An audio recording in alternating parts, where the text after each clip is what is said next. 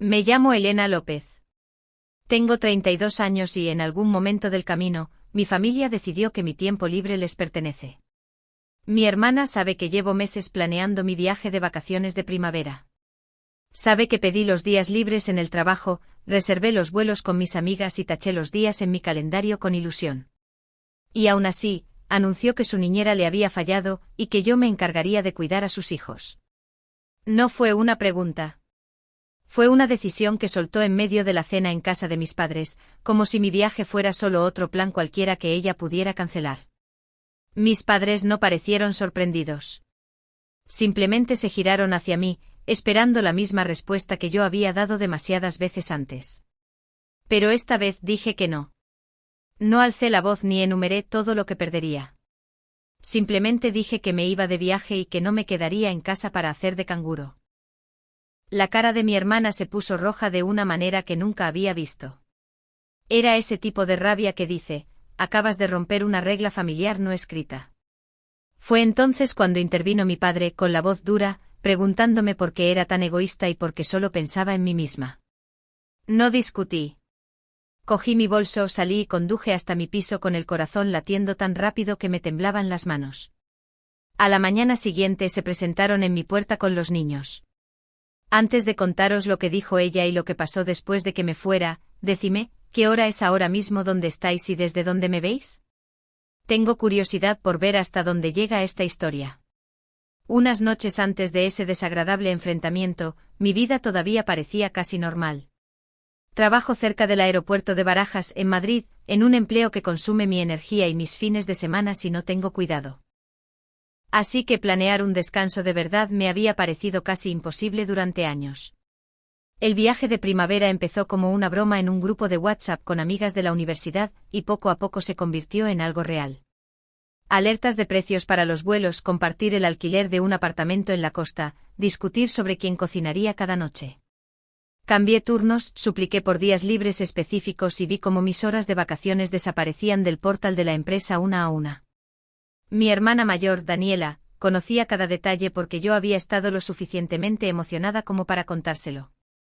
Le hablé de qué aerolínea usaríamos, lo temprano que salía el vuelo y cómo tendría que salir hacia el aeropuerto antes del amanecer desde mi piso.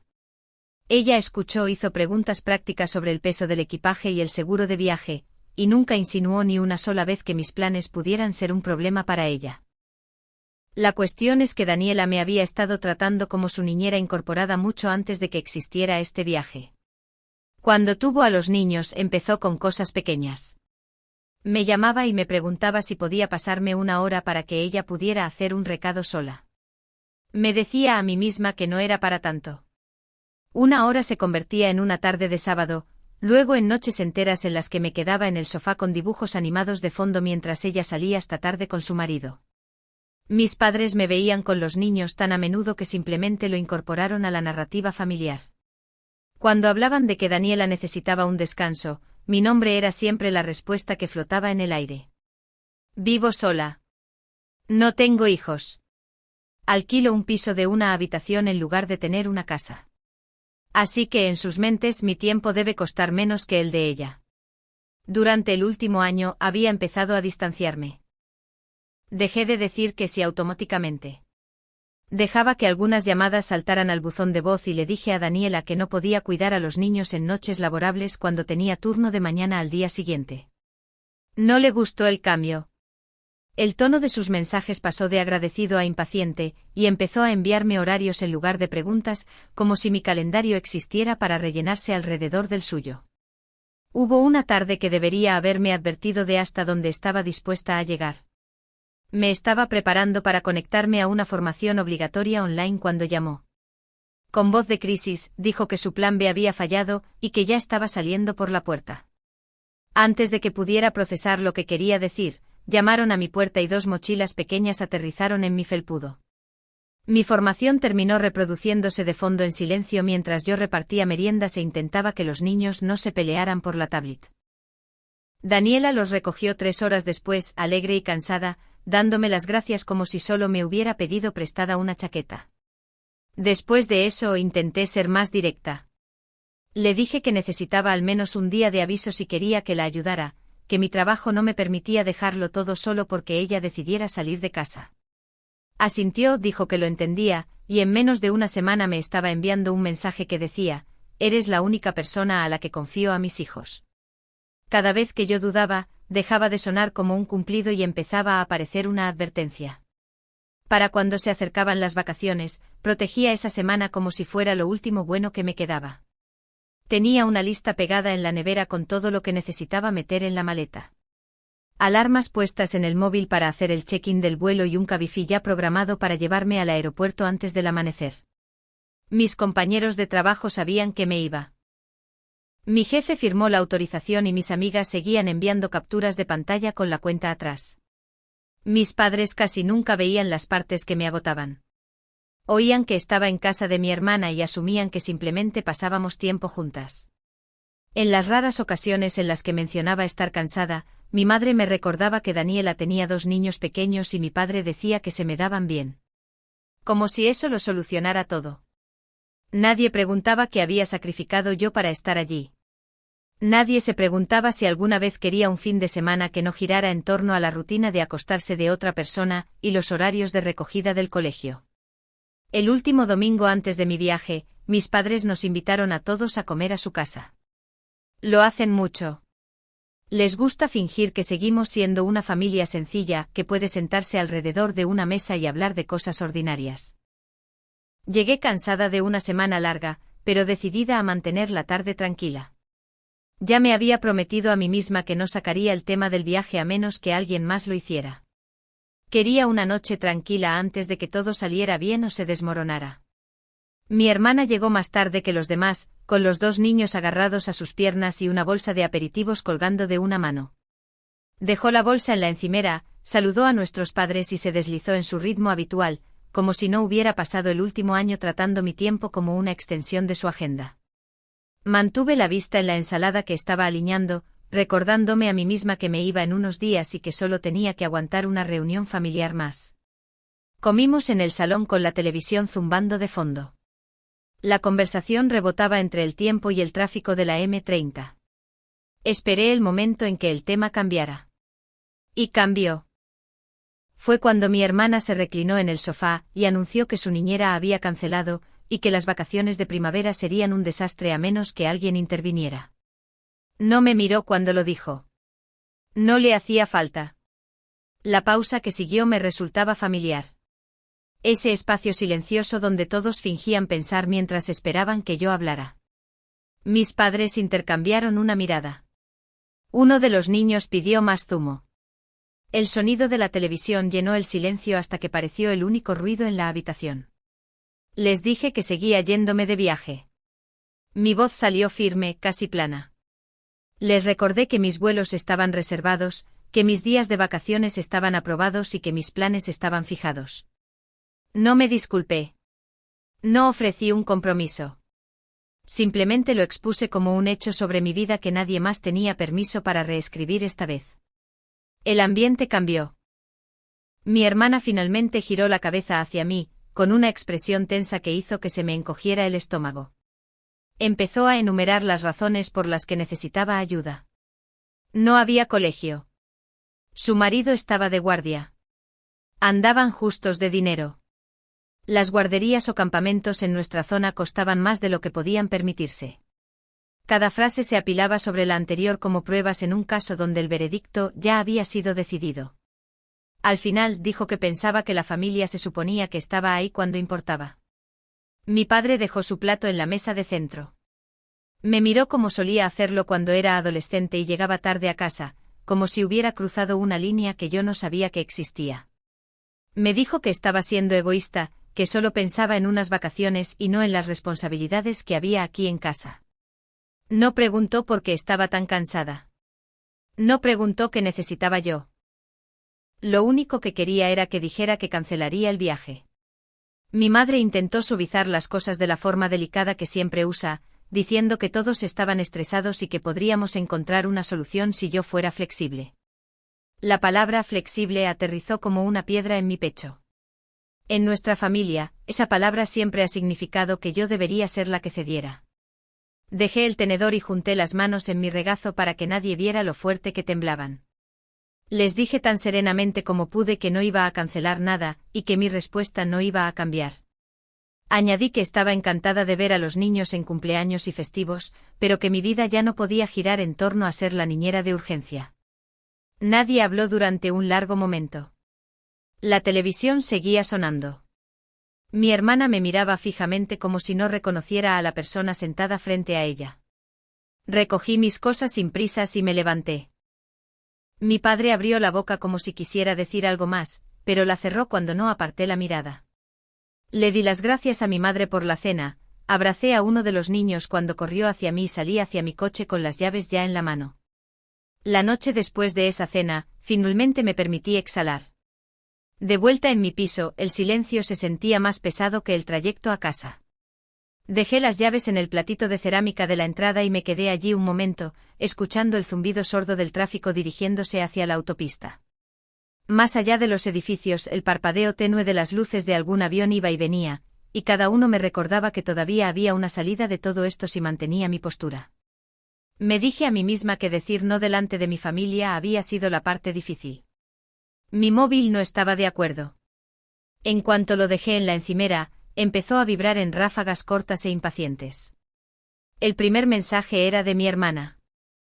Un único bloque de texto que llenaba la pantalla. Escribió sobre los colegios cerrados, sobre los turnos de su marido, sobre lo agotada que estaba y cómo nadie entendía cómo eran sus días. Seguía y seguía hasta que las palabras se desdibujaban. En algún punto intermedio, dijo que no podía creer que yo eligiera un viaje por encima de una responsabilidad real, y que ya no sabía quién era yo. No había nada sobre los años que yo ya había reorganizado en torno a ella. Lo leí 2 veces, luego puse el teléfono boca abajo como si pudiera quemar un agujero en la encimera si lo miraba más tiempo. Cualquier respuesta que enviara en ese momento sonaría como una disculpa o un ataque, y yo había terminado de vivir en esos 2 extremos. En su lugar, llené el hervidor, esperé a que el agua hirviera y me senté en mi pequeña mesa de cocina con una taza de té y la lista de equipaje pegada en la nevera. Pasaporte, cargador, auriculares, neceser. Ver mis propias prioridades escritas con mi letra me tranquilizó de una manera que ninguna conversación había logrado. Cuando finalmente volví a coger el teléfono, el grupo de familia se había convertido en un pasillo abarrotado de gente gritando. Mi madre había añadido mensajes sobre que todos estábamos estresados y que debíamos encontrar un punto medio. Mi padre había escrito que teníamos que ser realistas y pensar en lo que era mejor para los niños. En su mente, ser realista normalmente significaba que yo era la que tenía que renunciar a algo. Mi hermana había soltado una foto del calendario escolar en el chat, con círculos alrededor de los días libres, como un argumento visual que pensaba que cerraría la discusión. No contesté allí. Abrí un mensaje nuevo para mi hermana. Escribí que estaría fuera de la ciudad por vacaciones en las fechas que ya le había dado, que no me encargaría del cuidado de los niños esa semana y que necesitaba encontrar otra solución. Las palabras parecían rígidas en la pantalla, casi como si pertenecieran a un correo de trabajo, pero al menos eran claras. Leí el mensaje varias veces, comprobando si había algún borde suave que ella pudiera retorcer para convertirlo en un permiso más tarde. Luego le di a enviar. El indicador de escribiendo apareció y desapareció sin respuesta. Cuando finalmente apareció algo fue de vuelta en el hilo del grupo familiar, no en nuestra conversación privada. Mi hermana publicó una larga explicación sobre cómo había intentado todo, cómo algunas personas se negaban a ayudar, lo difícil que era ser madre cuando otros no daban un paso al frente. Nunca usó mi nombre, pero cada línea apuntaba directamente a mí. Algunos parientes añadieron pequeñas reacciones, el equivalente digital a asentir desde la barrera. Puse el modo no molestar y apagué la luz principal, dejando solo que el suave resplandor de las farolas de la calle entrara por la ventana. El piso se sentía más tranquilo cuando me concentraba en tareas pequeñas en lugar de grandes emociones. Saqué mi maleta del armario, la abrí sobre la cama y doblé la ropa en pilas ordenadas y deliberadas. Cada camiseta y par de vaqueros se sentía como una pequeña promesa a mí misma de que seguía yéndome. Más tarde, cuando mi tarjeta de embarque estuvo disponible, hice el check-in en el segundo en que la app de la aerolínea lo permitió. Ver mi nombre y número de asiento aparecer en la pantalla fue como ver una puerta cerrarse con un clic. Imprimí una copia y la deslicé en el bolsillo delantero de mi mochila. Luego verifiqué 2 veces las alarmas en mi móvil para la mañana en que saldría hacia el aeropuerto.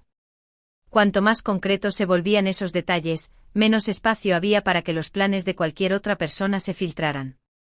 El sueño se tomó su tiempo. Me tumbé sobre las sábanas, escuchando los motores lejanos de los aviones subiendo hacia el cielo, intentando no reproducir cada frase de la cena. El chat de grupo permaneció en silencio, una burbuja de conversación gris que me negué a abrir de nuevo. Miré al techo y conté las noches que faltaban hasta que empezaran las vacaciones, recordándome con cada una que yo ya había elegido cómo sería esa semana para mí. Al día siguiente en el trabajo, la concentración se sentía como algo que tenía que ganarme en lugar de algo que simplemente sucedía. Mi móvil se iluminaba en el escritorio cada pocos minutos hasta que finalmente lo puse boca abajo y lo enterré bajo una pila de carpetas. A la hora de comer, la curiosidad me pudo. Desbloqueé la pantalla y vi una nueva imagen de mi hermana esperando en la parte superior de nuestro hilo. Era una foto de un horario escrito a mano para toda la semana de vacaciones. Mi nombre estaba en los márgenes de cada día, escrito a lápiz desde la mañana hasta la noche. Debajo había garabateado notas sobre horas de entrega, rutinas de sueño, meriendas favoritas. Había flechas y círculos y pequeñas estrellas junto a actividades que claramente esperaba que yo gestionara. No había ni un solo signo de interrogación en ninguna parte de la página. Una ira lenta y agotada se instaló en mi pecho.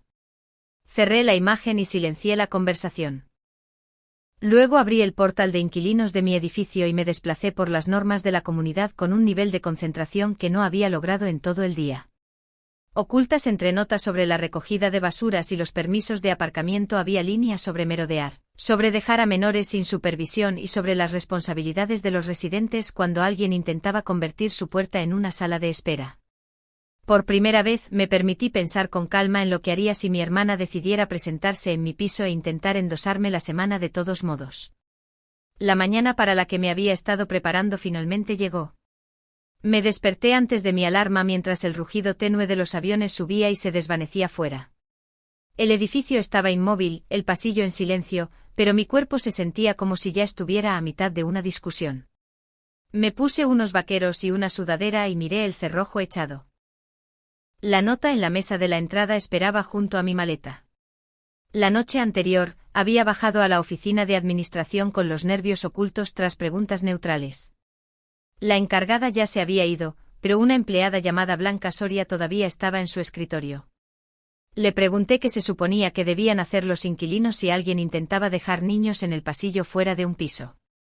La respuesta de Blanca fue tranquila y práctica. Los residentes no estaban obligados a aceptar niños que no habían acordado cuidar.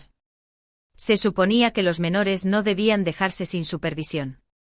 Si sucedía, el edificio esperaba que llamaras para pedir ayuda, no que absorbieras el problema en silencio. Escuchar eso expuesto en términos simples me hizo algo. Mi familia había tratado mi reticencia como un defecto de personalidad. En unas pocas frases, Blanca dejó claro que lo que yo quería no era dramático. Era seguridad básica. De vuelta arriba, me senté en mi pequeña mesa y escribí la nota. La mantuve tajante y sencilla. Dije que no proporcionaría cuidado de niños durante las vacaciones. Escribí que dejar a los niños fuera de mi piso e irse sería tratado como abandono en un pasillo, y que contactaría con la administración del edificio y, si fuera necesario, solicitaría intervención policial. Dejé fuera toda tentación de explicarme o disculparme. Solo había límites y consecuencias. Nada que mi hermana pudiera retorcer para convertirlo en una media promesa más tarde. En la tenue luz gris del amanecer, deslicé la hoja doblada en un sobre y la dejé junto a la puerta. Mi maleta estaba lista, la mochila apoyada contra ella, la tarjeta de embarque impresa y guardada dentro. El sonido del ascensor llegando a mi planta cortó el silencio. Un momento después, oí el arrastrar de pies pequeños, el roce de bolsas y el murmullo bajo de voces adultas. Se detuvieron justo fuera. Los nudillos golpearon la madera en un patrón que me sabía de memoria. No contesté. Llamaron de nuevo más fuerte esta vez, seguido del golpe sordo de algo que se dejaba cerca del umbral. A través de la mirilla, vi 2 mochilas alineadas contra mi puerta y la coronilla de 2 cabezas pequeñas. Mi hermana estaba de pie sobre ellos, con la mandíbula tensa, su marido a su lado con una mano en el asa de una maleta. Sentí que mi pulso saltaba, luego lo controlé concentrándome en el sobre que tenía en la mano. Me agaché y lo deslicé por debajo de la puerta, viendo cómo el borde blanco desaparecía hacia sus zapatos. Mi hermana lo recogió y lo abrió en el pasillo. Sus ojos se movieron por la página. La confusión cruzó su cara primero, luego una incredulidad aguda que tensó sus hombros. Su marido se inclinó para leer las líneas por encima, con la boca apretada en una línea plana y descontenta. No podía oír cada palabra a través de la puerta, pero el volumen de sus voces subió rápido. Capté fragmentos, acusaciones sobre la familia y la lealtad, y sobre convertir algo privado en algo oficial. Los niños cambiaban el peso de un pie a otro, mirando entre los adultos y mi puerta silenciosa. Cada pico en la frustración de sus padres se escuchaba por el pasillo. Mantuve las manos a los costados y me concentré en mi respiración. Este era el momento en que cada sí anterior les había entrenado para esperar una respuesta diferente. La presión en sus voces no me movió. Les había dado mi respuesta hacía días con palabras. Esta era la versión escrita respaldada por normas a las que no les importaba cuánto tiempo llevaba nadie apoyándose en mí. Finalmente el ruido cambió. Cremalleras rasgando. Tela raspando contra el suelo. Las mochilas fueron levantadas en lugar de dejarlas allí. El pequeño grupo de cuerpos se alejó de mi puerta, los pasos desvaneciéndose hacia el ascensor. Hubo un estallido final de voces alzadas. Luego las puertas se cerraron con un ruido metálico apagado. Cuando abrí la puerta unos minutos más tarde, el pasillo estaba vacío. El sobre yacía en el suelo justo dentro. La nota empujada de vuelta bajo el umbral en un pliegue arrugado. La alisé, la doblé de nuevo y la coloqué en el bolsillo delantero de mi mochila junto a mi tarjeta de embarque. Se sentía menos como una advertencia ahora y más como una línea trazada en tinta que pretendía mantener. Lo primero que hice después de que el pasillo se quedara en silencio fue echar el cerrojo de nuevo. Mis manos todavía temblaban, pero no de miedo. Era más como el temblor que viene después de que finalmente sueltas algo pesado que has estado fingiendo que es fácil de llevar. Puse mi mochila sobre la mesa, saqué la nota arrugada del bolsillo delantero y la alisé con la palma de la mano.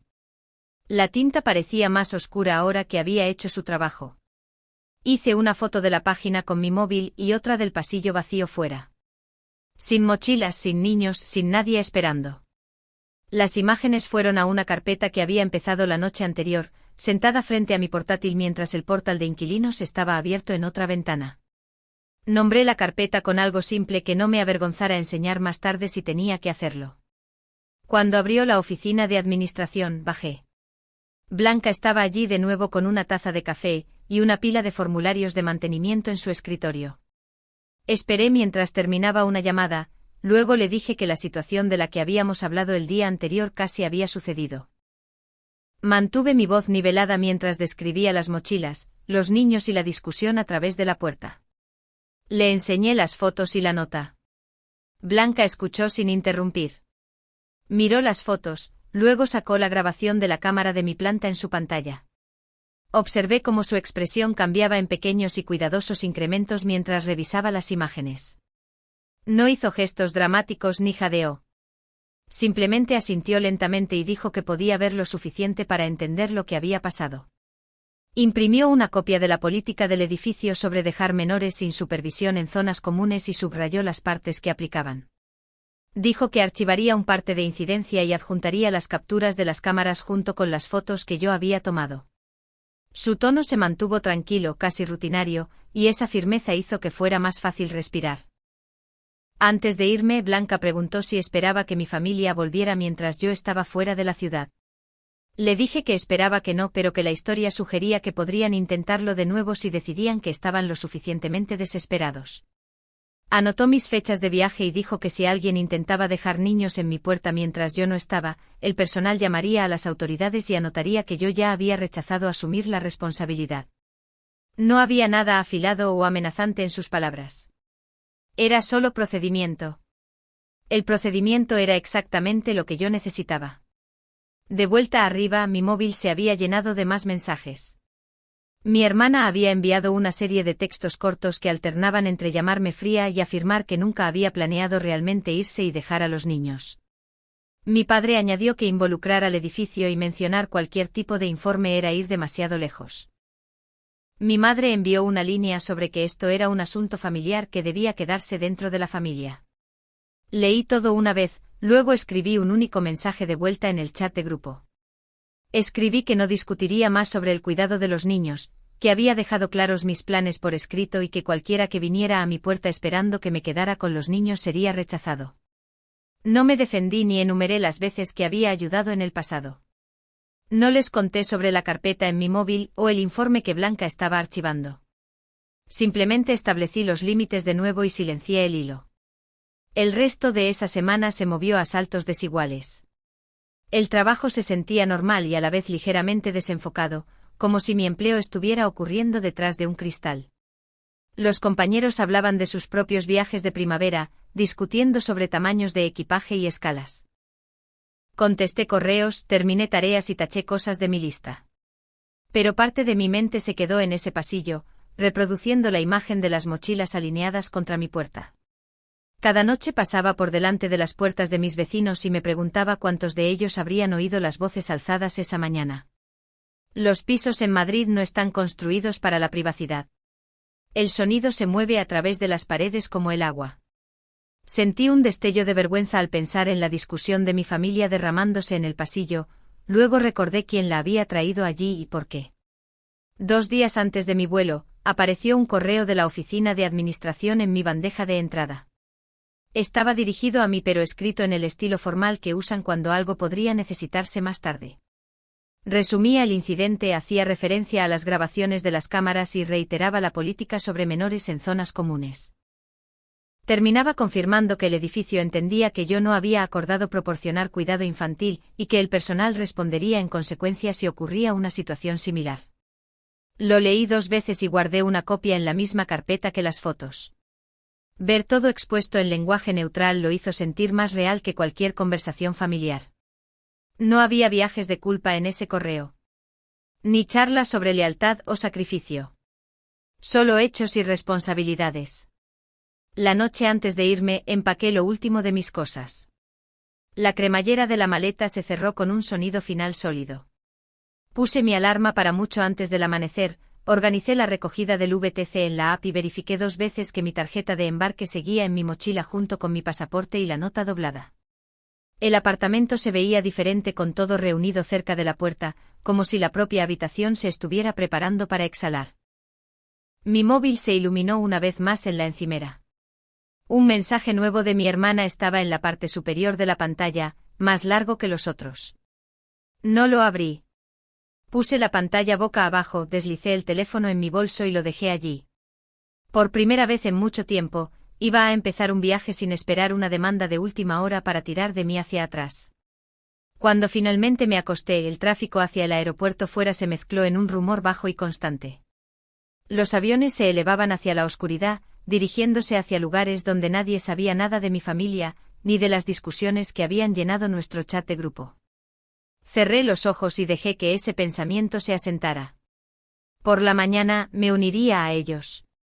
La mañana llegó pronto y por una vez, la única urgencia en la habitación era la mía. Me vestí, agarré mi mochila y comprobé el cerrojo por costumbre. La tarjeta de embarque, el correo impreso de la administración y la nota doblada estaban juntos en el bolsillo delantero como una pequeña pila de pruebas de que se me permitía vivir mi propia vida.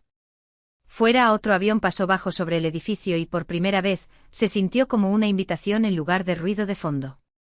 El viaje al aeropuerto transcurrió sin incidentes. Mi móvil vibraba constantemente en mi mano, pero dejé la pantalla oscura. El conductor habló sobre vuelos tempranos y largas colas de seguridad. Observé la ciudad deslizarse y dejé que la distancia creciera entre yo y el pasillo donde mi hermana había intentado dejar su problema en mi puerta.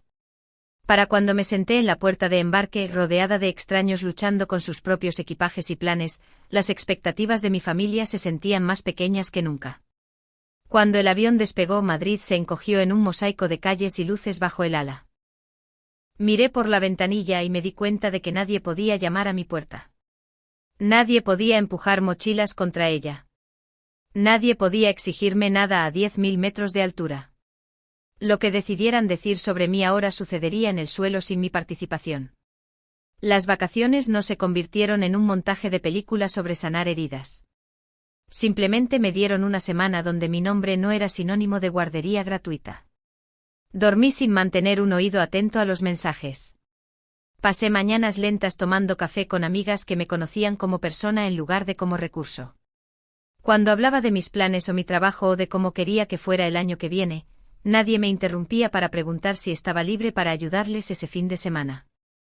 La ausencia de esa pregunta sonó más fuerte que cualquier disculpa que nunca recibí. Una vez, por costumbre, abrí el chat de grupo familiar. Estaba lleno de párrafos largos sobre el deber y la lealtad, y lo que significaba ser parte de una familia. Las palabras eran lo suficientemente familiares como para casi poder recitarlas. Pero algo en mí había cambiado. En lugar de desplazarme hasta el final y escribir una defensa, cerré el hilo y volví a mi día. Ignorarlo se sintió menos como huir y más como negarme a estar en un tribunal en el que nunca había aceptado entrar. Cuando volví a casa, mi piso estaba exactamente como lo había dejado. Sin bolsas, sin juguetes, sin señales de que nadie hubiera intentado probar los límites que había puesto. Una carta de la administración esperaba en mi buzón, una versión final del parte de incidencia que ya había visto. Describía la escena del pasillo en un lenguaje seco y cuidadoso, y confirmaba que el edificio entendía que yo nunca había dado mi consentimiento a nada de eso. Al leer esas frases, sentí un tipo de validación que mi familia nunca me había ofrecido. Alguien fuera de la historia estando de acuerdo en que mis límites eran razonables. Mi hermana dejó de venir a mi puerta después de eso. Pasó a hablar de mí en lugares donde yo no estaba invitada, principalmente en cenas con mis padres. Por lo que luego repitieron, ella se pintó a sí misma como una víctima agotada y abandonada, una madre forzada a cargar con todo sola mientras yo me elegía a mí misma. Cuando mencionaron la política del edificio y el riesgo de dejar a los niños desatendidos, el tono en su mesa cambió. Por primera vez, las consecuencias no eran solo imaginaciones mías o una amenaza. Eran una medida de lo cerca que había estado de cruzar una línea que ninguno de nosotros podía fingir que no existía. En los meses que siguieron, nuestros roles se reorganizaron. Mis padres empezaron a planear sus propias visitas con los niños. En lugar de asumir que siempre estaría disponible, el chat de grupo se quedó en silencio por mi parte. Lo bloqueé y mantuve un hilo más pequeño abierto solo con mis padres con una condición: si la conversación se convertía en una discusión sobre mis decisiones, yo daría un paso atrás. Lo decía en serio. Y lo aprendieron por las malas. Cuando dejé de contestar un par de veces y no corría a arreglar las cosas, sacar a mi hermana de mi vida diaria no se sintió como una venganza. Se sintió como creer por fin en mi propia versión de la historia. Durante años pensé que el amor significaba absorber lo que otras personas no podían o no querían gestionar. Cada vez que dije que sí en contra de mi buen juicio, les enseñé que mi tiempo no valía nada. Decir que no, no cambió de repente quiénes eran ellos, pero cambió lo que yo estaba dispuesta a permitir. Si hay una lección en todo esto, es que los límites no tratan de castigar a otras personas. Tratan de proteger las partes de ti que se queman cuando las entregas demasiado libremente. La familia puede ser una fuente de consuelo, pero también puede convertirse en el lugar donde tu generosidad se trata como una obligación. Cuando eso pasa, elegirte a ti misma parecerá egoísta para las mismas personas que se beneficiaron de que nunca te eligieras a ti misma antes. Todavía estoy averiguando cómo es mi vida sin la presión constante de dejarlo todo cuando alguien chasquea los dedos. Es más silenciosa ahora, a veces más solitaria, pero se siente honesta. Mi tiempo me pertenece de nuevo. Mi paz también.